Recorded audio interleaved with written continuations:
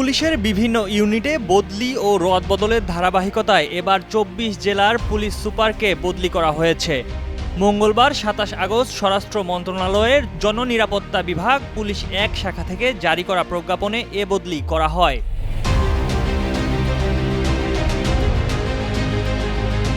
রাষ্ট্রপতির আদেশক্রমে প্রজ্ঞাপনে সই করেন উপসচিব মোহাম্মদ মহাবুর রহমান শেখ। জনস্বার্থে জারি করা এ আদেশ অবিলম্বে কার্যকর হবে বলে প্রজ্ঞাপনে জানানো হয়।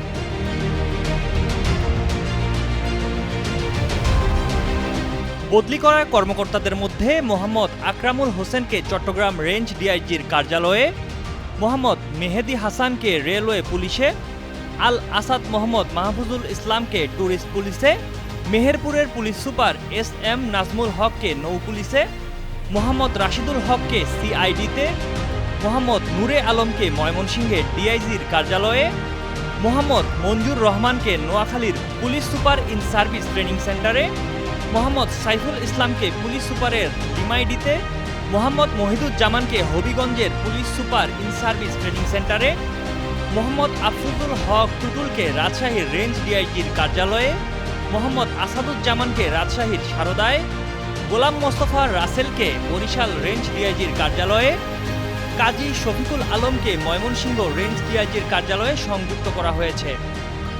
এছাড়া মোহাম্মদ মোস্তাফিজুর রহমানকে বরিশাল রেঞ্জ ডিআইজিতে, মাসুম আহমদ ভূঁইয়াকে রাজশাহী রেঞ্জ ডিআইজিতে, মোহাম্মদ সাইদুল ইসলামকে খুলনা রেঞ্জ ডিআইজিতে, আব্দুল মান্নানকে রংপুর রেঞ্জ ডিআইজির কার্যালয়ে, মোহাম্মদ আজিম উল আহসানকে ময়মনসিংহ রেঞ্জ ডিআইজির কার্যালয়ে, মোহাম্মদ সাইফুর রহমানকে সিলেট রেঞ্জ ডিআইজির কার্যালয়ে, মোহাম্মদ আহাদকে সারদা রাজশাহীতে, মোহাম্মদ শাহজাহানকে চট্টগ্রাম রেঞ্জ ডিআইজির কার্যালয়ে, মোহাম্মদ গোলাম সবুরকে খুলনা রেঞ্জ ডিআইজির কার্যালয়ে, মোহাম্মদ মাসুদ আলমকে সিলেট রেঞ্জ ডিআইজির কার্যালয়ে, মোহাম্মদ আসলাম খানকে রাজশাহী রেঞ্জ ডিআইজির কার্যালয়ে সংযুক্ত করা হয়েছে।